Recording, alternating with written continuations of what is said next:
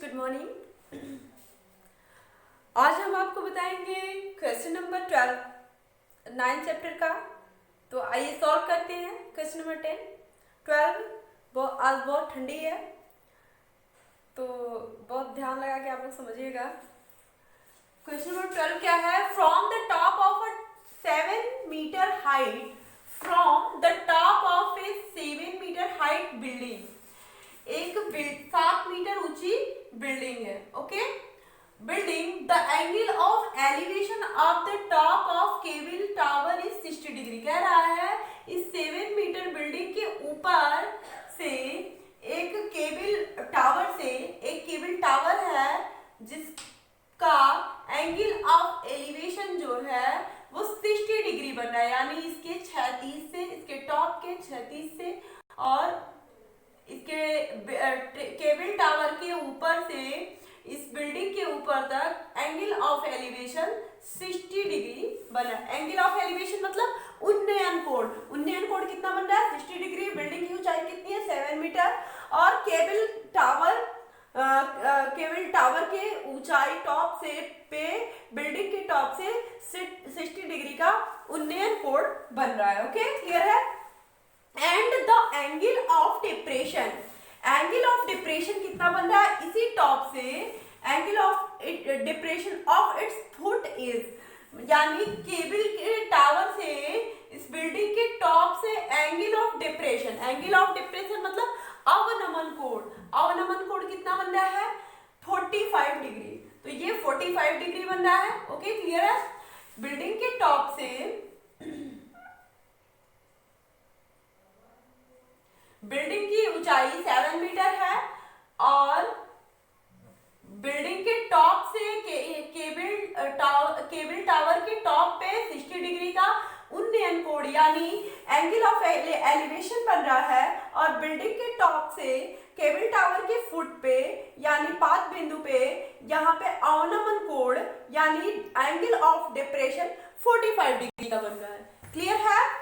अब क्या करना है? Determine the height of the tower. इस टावर की हाइट यानी ऊंचाई निकालना। मानते हैं, सपोज करते हैं कि ए बी क्या है? बिल्डिंग है, और बीसी क्या है? बिल्डिंग टावर जो है, केबल टावर की हाइट है, और यहाँ से जो क्षैतिज रेखा बन रहा है वो ए ई मान लेते हैं, यहाँ पे ए ही है पॉइंट। ओके, क्लियर है? ये क्षैतिज रेखा है बीच में ए, और ए बी क्या है? ए बी जो है यहाँ पे एंगल ऑफ एलिवेशन बन रहा है, ये एंगल ऑफ डिप्रेशन 45 डिग्री बन रहा है। अब हम सॉल्व करते हैं, सॉल्यूशन लिखते हैं। सॉल्यूशन में क्या सबसे पहले लेट करेंगे? Let A B be a building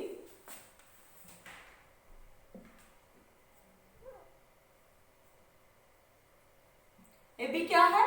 building है। एंड सी बी क्या है? सी बी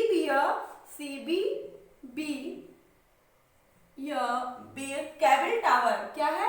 केबल टावर है। क्लियर है? ए बी क्या है? बिल्डिंग है। सी बी टावर है। अब हम इसको सॉल्व करते हैं। ये हॉरिजॉन्टल लाइन है, ए क्या है? क्षैतिज रेखा है। तो सॉल्व करते हैं। सबसे पहले ट्रायंगल लेंगे ए बी सी। ओके, ये तो 90 डिग्री का ही है। अब ये बताइए कि ये जो है बीसी जो है, बीसी भी एक क्षैतिज रेखा और ए भी एक क्षैतिज रेखा है, यानी ये ए जो है बीसी के पैरेलल लाइन है। ए क्या है? बीसी के पैरेलल लाइन है, समांतर रेखा है, यानी समांतर रेखा पर अगर कोई तिर्यक रेखा खींचा जाता है तो उस पर बना एकांतर कोण क्या होता है? इक्वल होता है, यानी इसका एंगल ऑफ डिप्रेशन अगर 45 है तो ये एंगल क्या हो जाएगा? 45 डिग्री। क्लियर है? ये एंगल क्या हो जाएगा? 45 डिग्री हो जाएगा अगर ये 45 है तो। अब क्या करें? अब इसको हम क्या करते हैं? ये वाला जो ट्राइंगल है ए बी सी, इस ट्राइंगल को लेते हैं और tan थीटा का रेशियो निकाल के ये बेस जो है इसमें परपेंडिकुलर दे रखा है, बेस हम निकाल लेते हैं। और ये बेस किसके इक्वल है? BC इक्वल है AE के। BC किसके इक्वल है?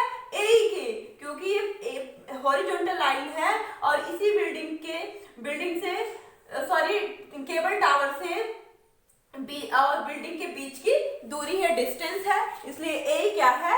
BC के इक्वल है। एंड तो लिखेंगे चूंकि AE equal to BC, clear है? ए क्या है? BC के इक्वल है। तो सबसे पहले लिखेंगे इन ट्राइंगल ABC। सबसे पहले कौन सा ट्राइंगल लेंगे? ABC, और परपेंडिकुलर हमें पता है तो बेस निकाल लेंगे, और जब ये बेस पता चलेगा तो ये भी हमें पता चल जाएगा। तो लिखेंगे tan, ये कौन सा है? 45 है, तो tan 45 डिग्री लिख लेंगे। tan 45 degree equal to tan 45 degree equal to ये है AB यानी परपेंडिकुलर यानी लंब बटे आधार यानी परपेंडिकुलर अपॉन बेस, तो ये बेस कितना है? BC। ओके, tan 45 डिग्री का वैल्यू 1 होता है इक्वल टू AB पहले से दे रखा है, AB इक्वल टू कितना दे रखा है? AB इक्वल टू दे रखा है 1 गिवन है, तो AB के जगह पे क्या लिखेंगे? 1 अपॉन, सॉरी 1 नहीं है, 7 है, 7, तो AB के जगह पे रख देंगे 7 और BC के जगह पे BC ही रहेगा। अब BC को क्या करेंगे? इस साइड भेजेंगे तो 1 में मल्टीप्लाई हो जाएगा, इसलिए BC ही होगा। BC equal to 7। Okay, BC क्या आ गया? बेस हमारा क्या आ गया? आधार 7 आ गया, यानी ये 7 है, ये भी 7 है, तो BC इक्वल टू AE, तो AE भी 7 होगा। और जब AB 7 है तो EC भी 7 होगा। EC क्यों 7 होगा? क्योंकि EC के ये क्षैतिज रेखा जो है यहाँ इसके इक्वल है, यानी यहाँ पे इतनी जो हाइट है AB जो हाइट है EC के इक्वल होगा, इसलिए EC क्या हो जाएगा? EC क्या है? 7 है। AB 7 तो EC भी 7 होगा, क्लियर है? तो क्या करेंगे? लिखेंगे AB, चूंकि सबसे पहले लिखेंगे चूंकि AB equals to EC and BC equals to ये भी 7 है और BC इक्वल्स टू AE ये भी 7 है, क्लियर है? अब हम 10 60 डिग्री का रेशियो लगा के BC निकाल लेंगे। तो सबसे पहले सॉल्व करते हैं इन ट्राइंगल कौन सा ट्राइंगल लेंगे? AEB ले लेते हैं। अब ये वाला एंगल है तो इसके सामने वाला परपेंडिकुलर यही होगा, तो ये लिख लेंगे tan 60 degree. Okay, tan 60 degree का रेशियो लगा के हम ये जो परपेंडिकुलर है, बेस हमें पता है, परपेंडिकुलर निकालेंगे। tan 60 डिग्री इक्वल टू क्या होता है? परपेंडिकुलर यानी लंब बटे आधार यानी परपेंडिकुलर अपॉन बेस। तो परपेंडिकुलर क्या है? BE अपॉन AC जो हमें दे रखा है 7, तो tan 60 डिग्री इक्वल टू कितना होता है? √3 इक्वल टू BE कितना है? BE हमें निकालना है अपॉन AC है कितना? 7 है, तो 7 को हम इस साइड भेजेंगे तो कितना आ जाएगा?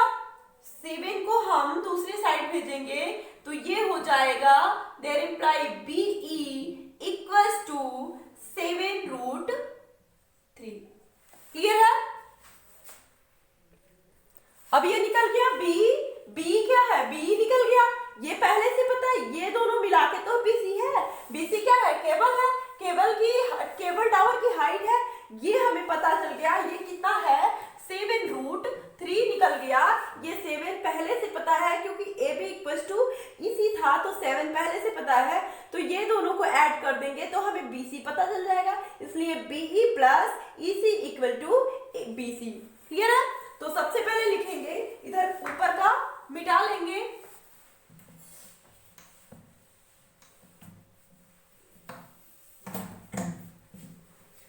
तो लिखेंगे BC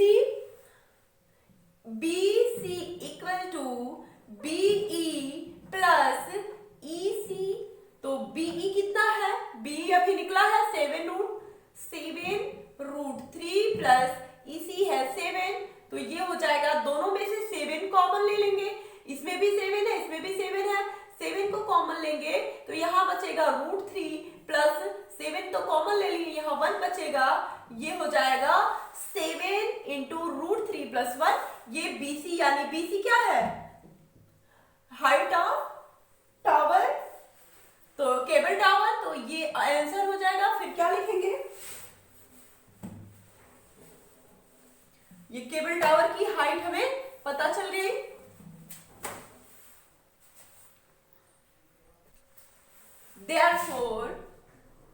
Therefore, the height of